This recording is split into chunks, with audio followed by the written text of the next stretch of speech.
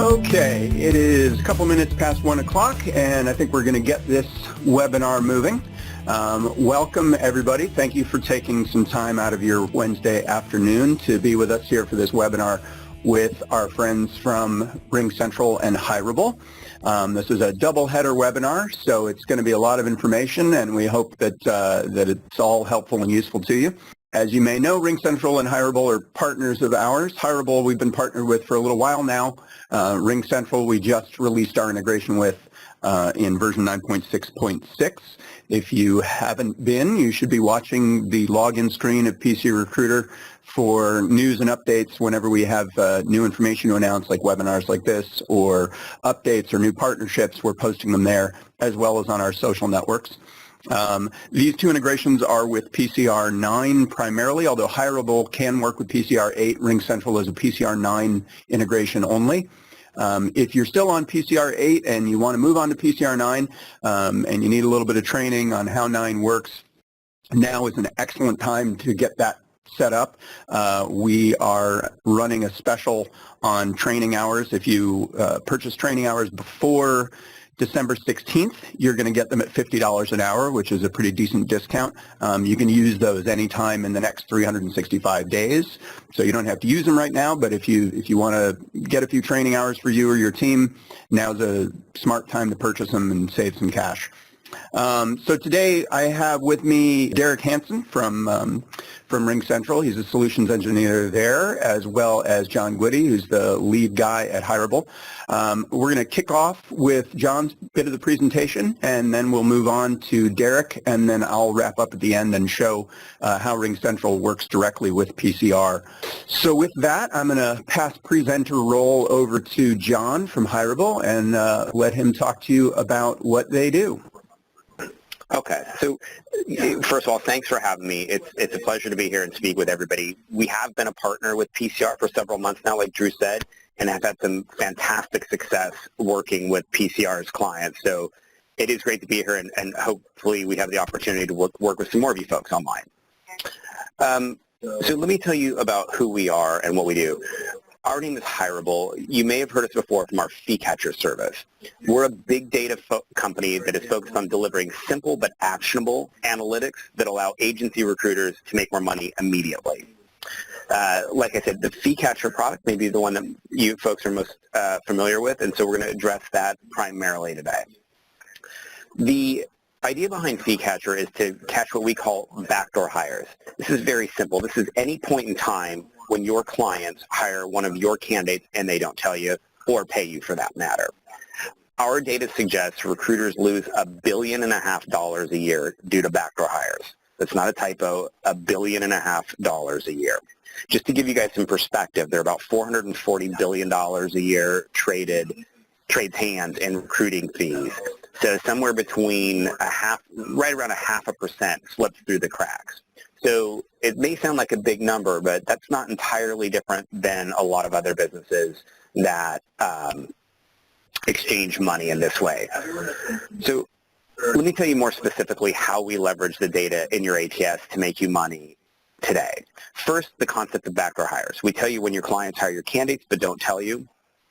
And we also do two other things to really help you maximize the data and leverage the existing relationships you have, the relationships with people you've already done business with. One, we track your hiring manager movement or your buyers. So whether that's an HR person or a direct hiring manager, anybody who's influential in the recruiting process, we track for you. So when somebody moves from, let's say, for example, you've got a director of engineering at Google and they move to Apple, we let you know about that. We also follow candidates that you've placed in the past. So a candidate you've got a business relationship with.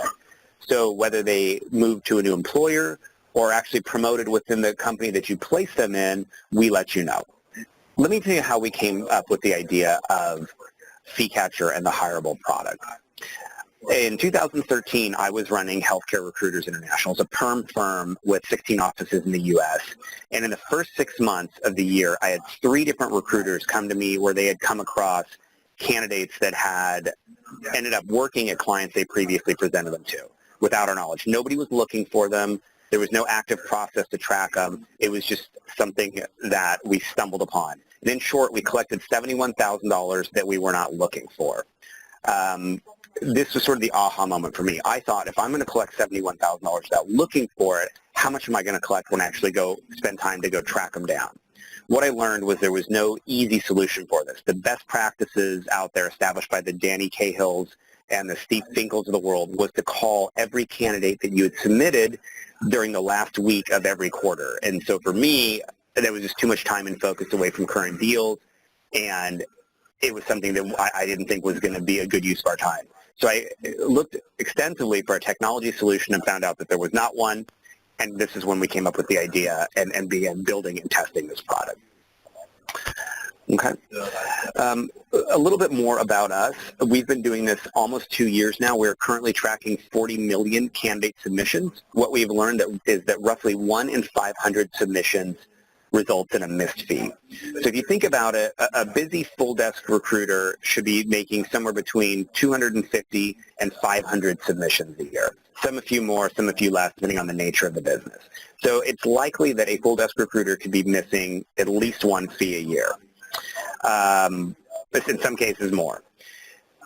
We've also learned that the statutes of limitations, meaning how far we can go back and look at the data, varies by location. In the EU and the UK, it's approximately 6 years. Here in the US, it's 3 to 4 years, depending on where the client company is located. So let me just be clear. There's a difference between candidate ownership and statutes of limitations. We assume, until you tell us otherwise, that your candidate ownership is good for 12 months.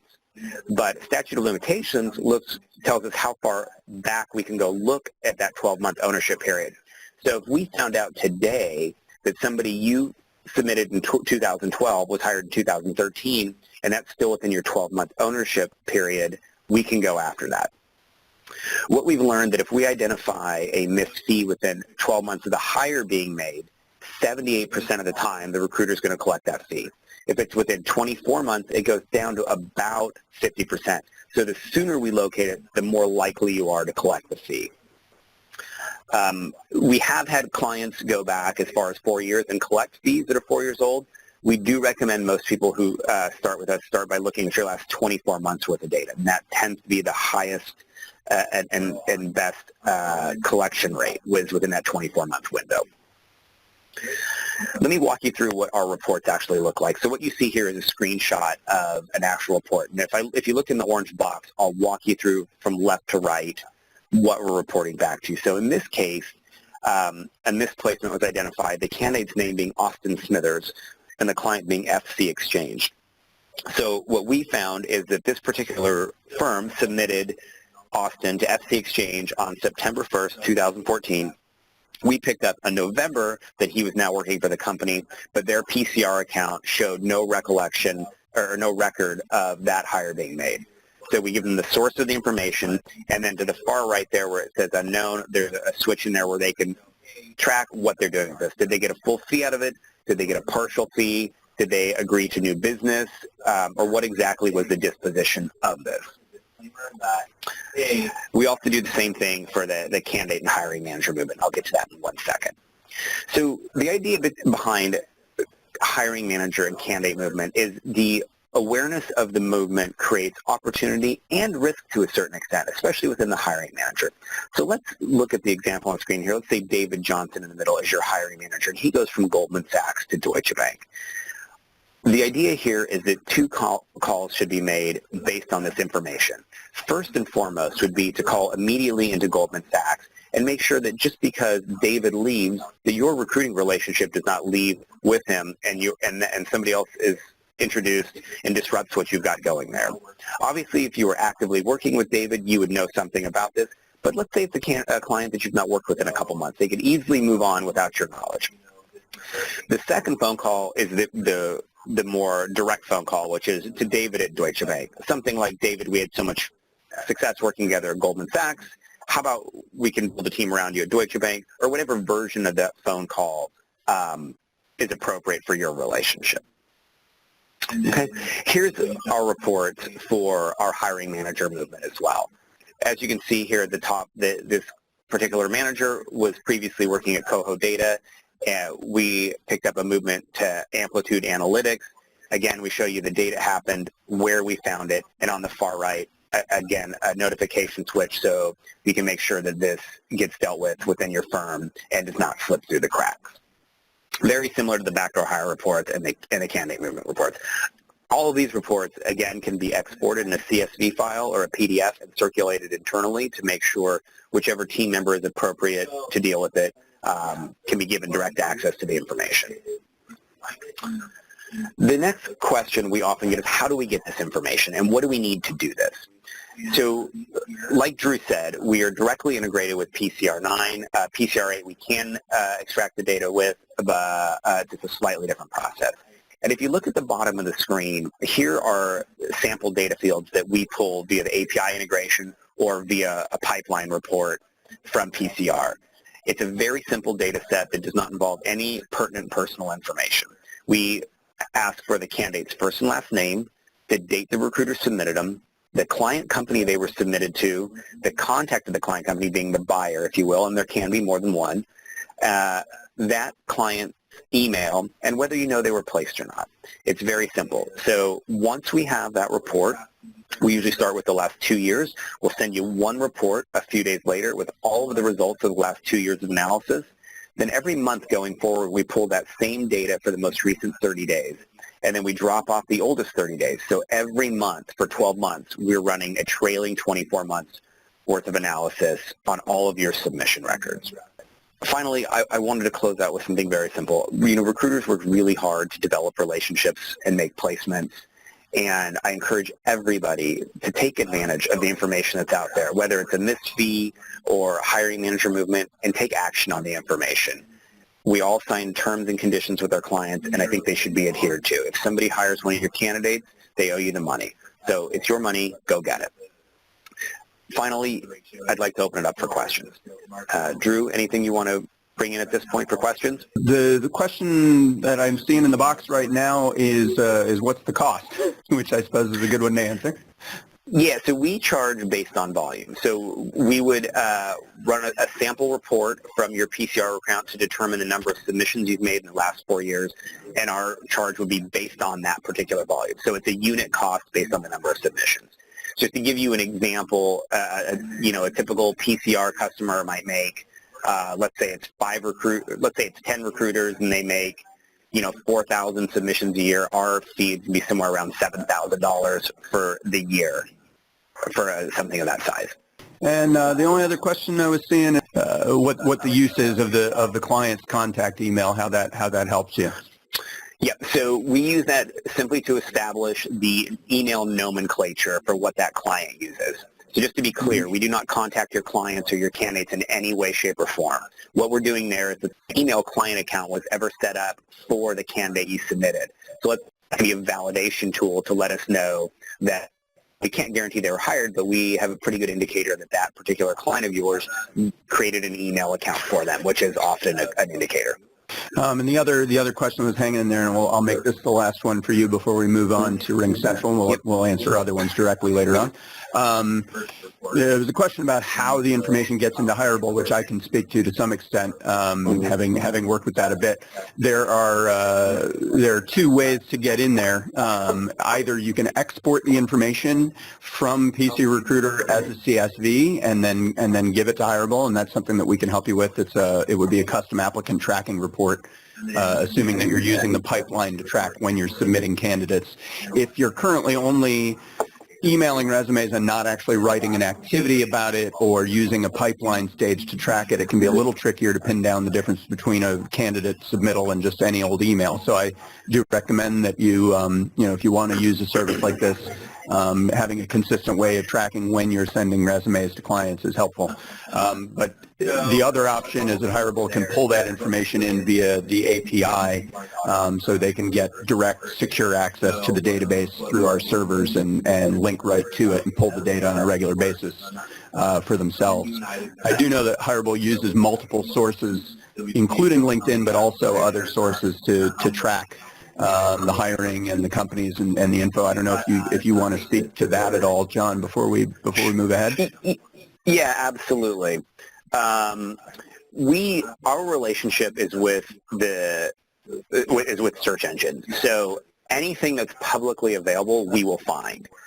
It could be as simple as a press release or something like that. It could be on a company website. It could be on someone's Google Plus account. There's industry-specific things like, health grades and places like that where people in the healthcare industry hang out. So there's a variety of sources, but the short and easiest answer is anything that's publicly available, we will find. There, in addition to the email thing, the other thing that we are working on that we've not perfected, but are working on is Facebook is displaying more and more employment-related information, so that is also a source.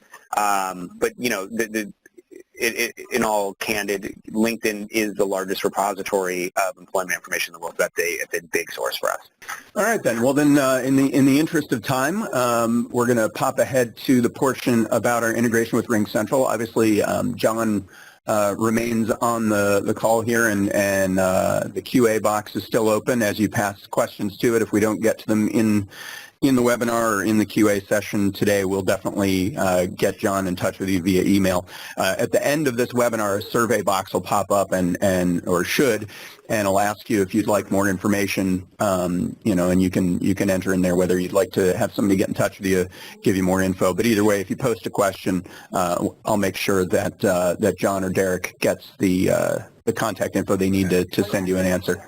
And of course, this session is being recorded and will be posted on our website afterwards as well. So if anything that was gone over went by too quick, you can definitely come back and hop into it.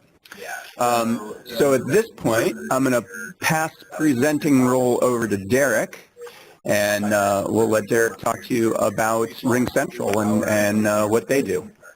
Well, thanks for that, Drew. Appreciate that intro. Hello, everybody. Thanks for joining us today. And we should be able to see the RingCentral web interface. Now, if you've never seen RingCentral before, usually what we hear at this point is people can automatically sense that this is an intuitive interface. What we can do for you here is show you that there's two different aspects to our interface.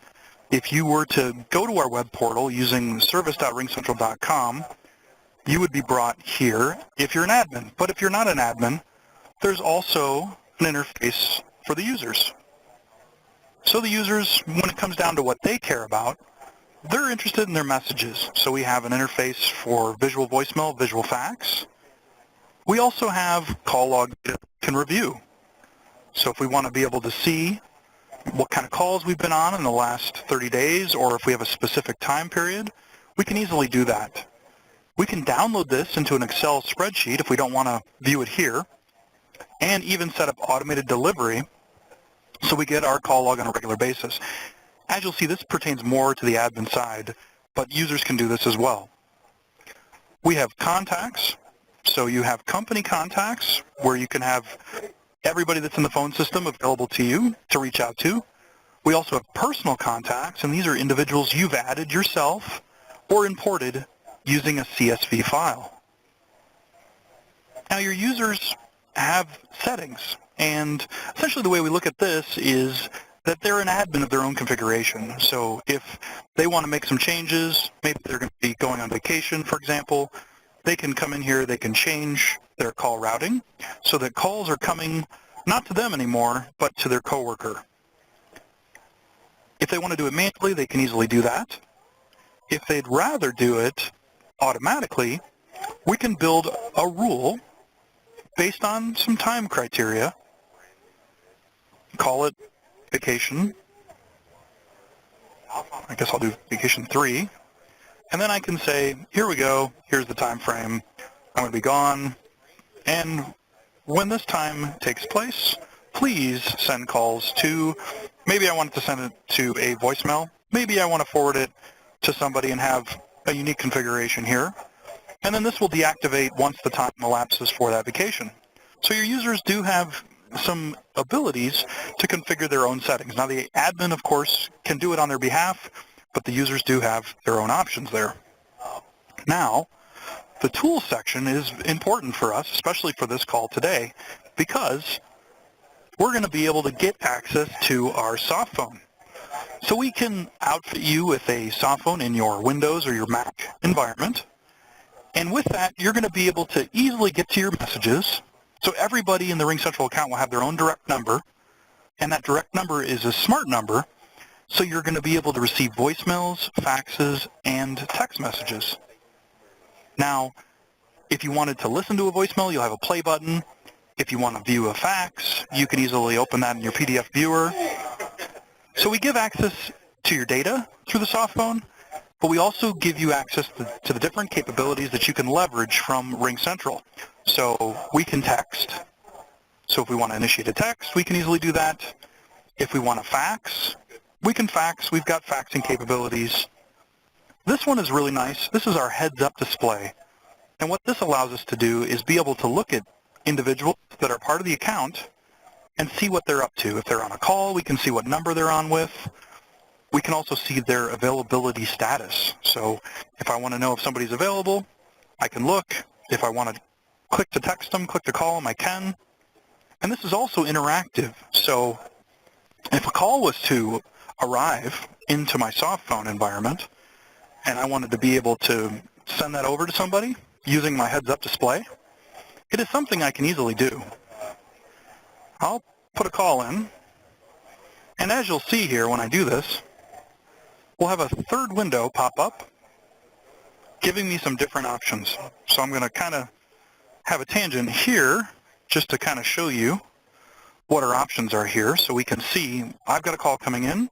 If I want to send it to voicemail, I can. I can also screen that voicemail and barge in if they say something important to me. I can forward it to somebody. I'm able to do a text-to-speech response, but I'm going to answer it. So now I have this call active on my soft phone. If I want to transfer it, I can easily do that. If I want to transfer it with somebody I already have in my heads-up display, you can see right here, I can just choose, and then I'm able to do a warm, a blind, or send it to their voicemail. Some other features that are in the soft phone are being able to flip a call. So let's say I'm on my soft phone and I want to flip it to my desk phone. I can choose my desk phone or maybe my home phone number, and then that will transfer that call there for me quickly. I can park a call and have it sent to an extension where it sits on hold until somebody can retrieve it. And I can also get to my touch tones if I want to send touch tones to maybe an IVR or a voicemail system. Okay. One other thing that's in here that's really nice to know about is RingCentral recently acquired GLIP.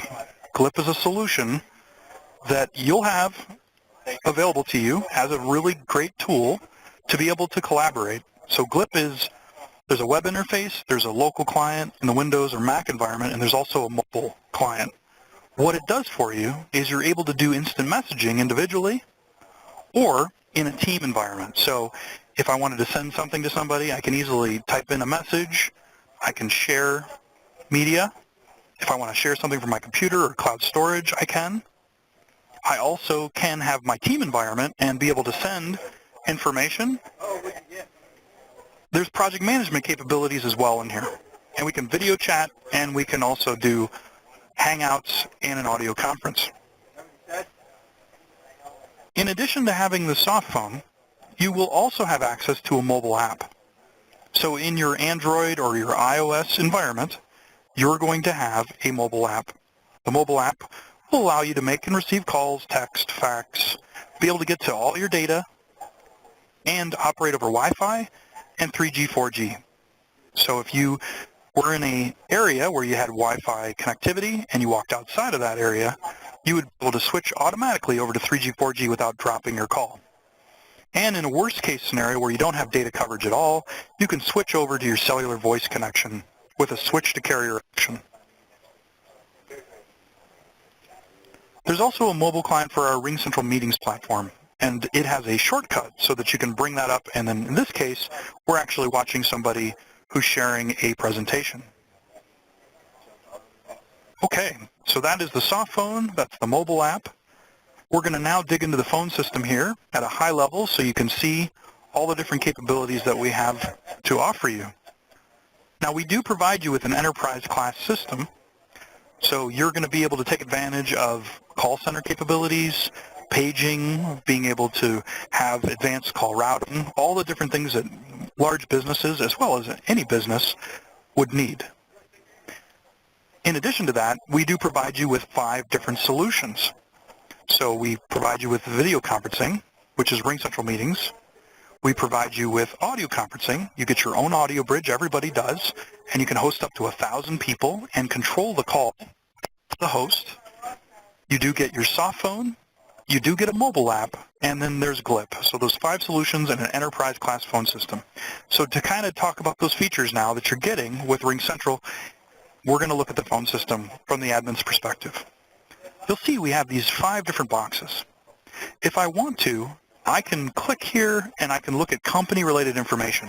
You'll see it really resembles a call flow as well, where calls will come in, they'll hit a number, they'll be addressed by a receptionist and then routed to either groups or to users and then the phones that they're using. You'll see that this logical flow assists us in being able to understand where we need to go to configure the setting that's most appropriate.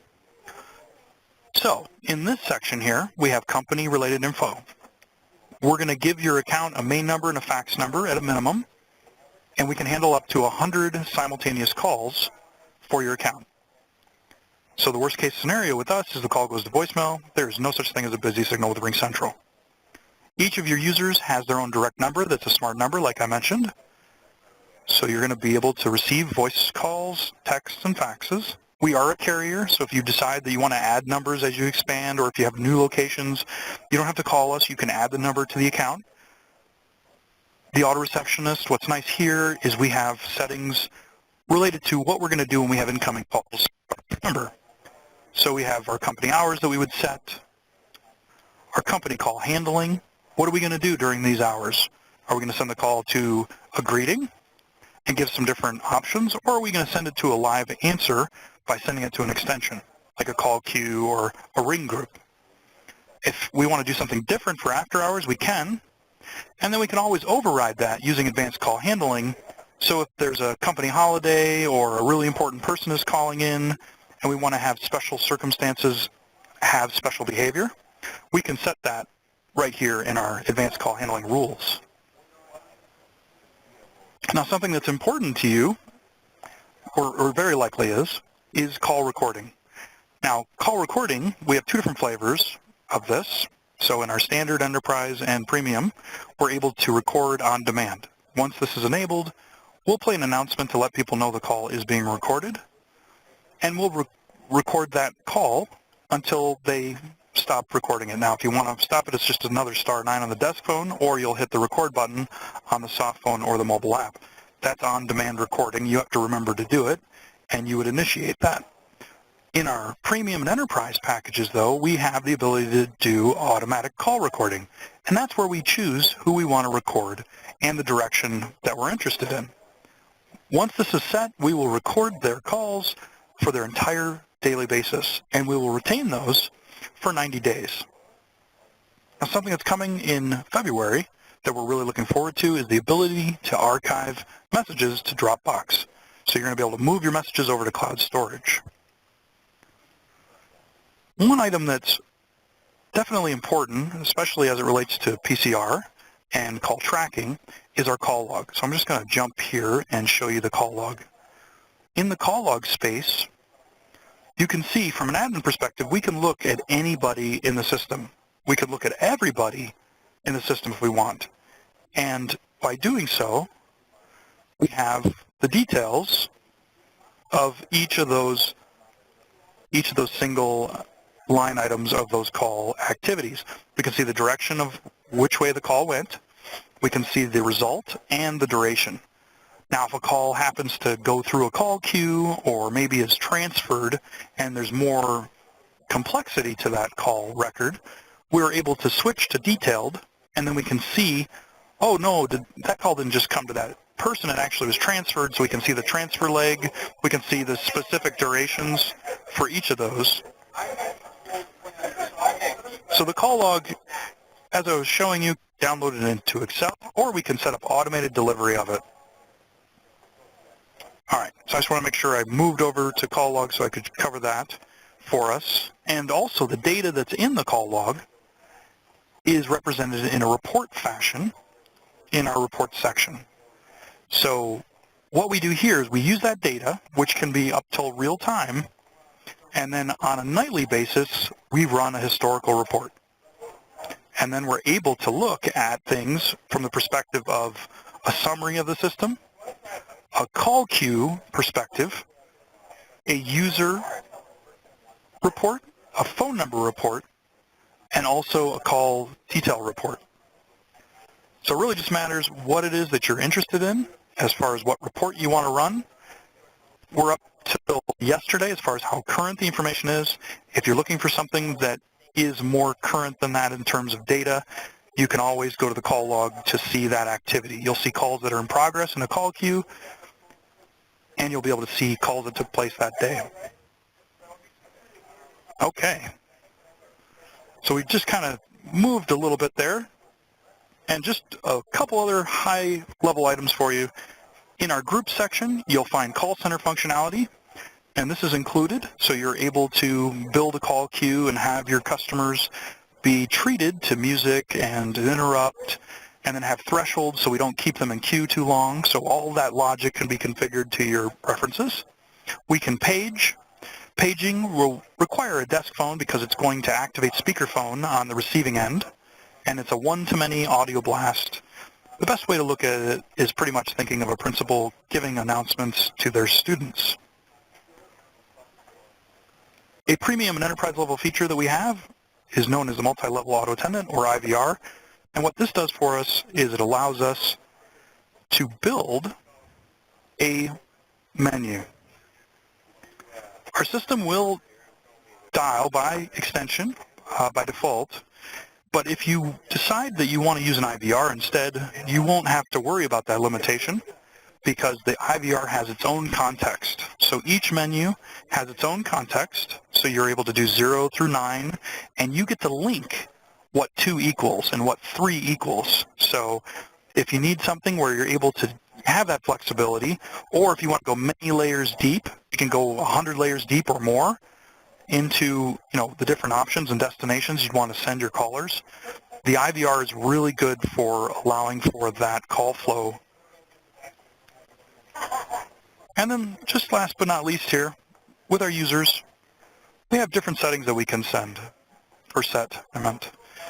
So as far as our hours for our user, our password, if a call comes in for a user, do we want to greet them?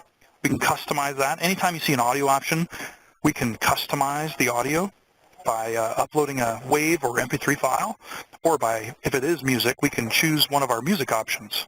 So for example, here in hold music, I'm able to choose what music category I want, or if I want to customize that, I can. If I want to block calls, I can also do that. So we give you pretty much any feature you can imagine so that you're able to take advantage of that, so the calls that do come to you are treated appropriately, and the calls that you don't want to come to you are also treated appropriately. Now, as far as call handling and forwarding, we're able to do that here. The way that it defaults in RingCentral is we're going to send the call to the smartphone mobile app. We're going to send it to the soft phone running in your Windows or your Mac computer, and we're also going to send it to the desk phone and ring them simultaneously, giving us the best chance of reaching that individual. Then if we wanted to, we can also add more phones to the system. So really the complexity comes down to your imagination. If you want it basic and simple, we are a turnkey solution. The configuration that comes out of the box will work for most users where they won't have to change anything. But if you want to get complex and you want to have advanced call routing where not only do we have calls ringing simultaneously in the same ring group, but we also have them ringing sequentially as an escalation, we can do all that. And if you decide that you want to do it with a global perspective, you're going to be able to build a template, set up all these different options that are pertinent for your users or your departments, and then apply those across all those users. And that is our templates feature.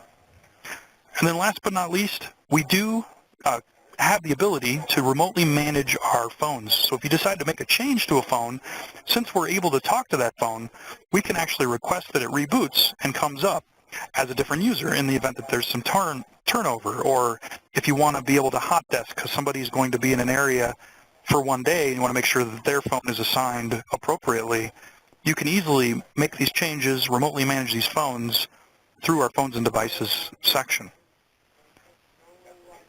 Now, this is pretty much a good overview to show you, number one, the interface is very intuitive. It's easy for you to understand where you need to go to make changes. You can see from the showcase that I've done here all the capabilities that you'd have, all the different features that you are offered to use. And it is something that with RingCentral, we're a dynamic platform, right? So we're always expanding our feature set, and something that you probably are aware of, but if you were to buy into RingCentral right now, in 6 months, the system would look, in some cases, unrecognizable because we're always putting out new features and enhancing things and making it easier for our customers and listening to our customers' feedback to provide those critical feature adds. Well, I want to thank you guys for your time and listening to me. I know that sometimes this can be fairly intense information overload, but hopefully you were able to understand everything that I was showing you there and get a good sense of what RingCentral will do for you, for your businesses. Well, thank you very much, and I'll hand it over to Drew.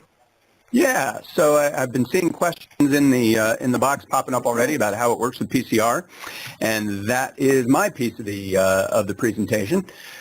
And I'm going to show you how this would work in a real live PCRecruiter environment. Let me make sure that I'm displaying from my side now. Okay, so here is how this is going to work out. So what you're looking at right now is PCR 9. The RingCentral interface attaches to any existing phone options that show up in PCR. So when I'm looking at this person's name record and I put my mouse over the phone number, I get the phone icon that shows up to the right of the phone number, and I also now will have an SMS option. So if I click the phone button, the PCR dialing window will pop up, and then it will automatically launch the RingCentral window, which you should now be seeing on the right side, which is making a phone call. And then I can hang up on that call, and I will show you what happens if we're going in here to send an SMS. If I go to the message icon to the right of the same number, it will give me the person's record again. I can choose which of their phone numbers I want to send a text to, and the RingCentral interface pops up where I can then put in my information and hit send, and it will start a conversation. All of the things that happen in that screen are going to get recorded as an activity. You can see down here in the activities on this record that I have inbound and outbound calls and SMSs for this person. It's going to show an activity from RingCentral in the text area. It's going to show whether it was missed or received, or whether it was inbound or outbound. For text messages, you will see the text of the message recorded in the screen. So all of your text conversations are stored with the record as well. There's a slight lag because we are receiving the information from RingCentral's side of things, so the calls and messages that I just made aren't in here yet, but they will be within the next few minutes showing up in this person's activity log. What we're showing in here is some calls and messages that I made yesterday. If I have an inbound call, there's an automatic pop-up that appears. If I dial my phone, the RingCentral interface pops up, but I also have this screen pop from PCR in the lower left corner. When I click on that screen pop, PCR is going to automatically search for, I'm going to hang up on that call for now. Okay. PCR is going to automatically search for any names matching that phone number in my database and pull them up so that I can jump right to that record and be ready for the call. In this case, we've got a name and a company matching that number, and so it's going to pull both of them up. If that person wasn't in my database, I would have a plus option just like this to add a name or a company for that phone number on the fly from this screen. But the nice thing here is I'm ready for this call instantly because the screen pop is giving me the name right away. As you saw in Derek's presentation, the reporting and a lot of the details are stored on the RingCentral side. So the integration from our end is fairly straightforward in terms of receiving and launching calls and text messages. A lot of the heavy lifting is done on their end of the solution. This is a brand new integration, so there may be deeper things coming along down the pipe. One of those things that will be coming down the pipe is multi-person texting. We know that that's something that people are very interested in. In the current release of our integration, you can only text one person at a time. In an upcoming release, you will be able to pick a roll-up list of people and send the same message to a bunch of people at once. Let me do a quick peek here into the QA and the chat and see if there are any other items that have come up. Question about whether they can use existing phones or whether they would need to purchase new phones. Sure, we can take that one. So you absolutely can use existing phones. We do have templates that will operate with Cisco and Polycom phones. We also do have free A-Link. Now, depending on what you have, if it's a Cisco SPA phone, that's where we're going to have the best chance of having that template for you. And if it's a Polycom, SoundPoint, VVX, those are the ones that we're also going to have templates for. But you can have existing phones. When you go through the implementation process, they will help you with the first phone, getting it up and running, teaching you the process, and then from there you can cascade that for your additional phones. Okay, great. There was a question about the costs involved, obviously, and that's one that probably you'd want to contact your PCR rep because we can get you in touch with our direct reps at RingCentral to get the details for your particular needs. But I don't know if you have any generics to discuss on that one, Derek? Well, yeah, so the best thing for you to do is go to ringcentral.com, and then once you're there, you're going to see plans and pricing. So it's under products, then go to plans and pricing, and then you'll see each of our different packages. We offer standard, premium, and enterprise. And then depending on the features that you're interested in, you'll see that as you move down that page, you're going to begin to see that there are some features that are not included in standard. So that's the best place for you to look for that pricing information. And of course, we want to have you contact your RingCentral rep to get a quote going and get any of those details answered for you. Since we are a few minutes short of the hour, I think we'll probably handle the rest of the questions directly. I do have the log here of the chat and the QA, so that we can get in touch with each of you with the answers to the questions you've got, so we don't keep you hanging any further. But feel free to reach out to Jon at HIRABL for information about how you can get set up with them, and to your PCRecruiter rep here about how you can get set up with RingCentral. So we are going to wrap this up. Thank you very much, all of you, for taking this hour to be with us. This webinar will be posted to our website in short order, and we'll also be getting in touch with any of you who have questions. Do fill out the quick survey after you get done with this session, and we'll make sure that, that we get in touch with anybody who needs to be gotten in touch with. Thank you, Jon. Thank you, Derek, for being with us this afternoon. We appreciate it. And we'll talk to you guys soon. All right. Bye-bye.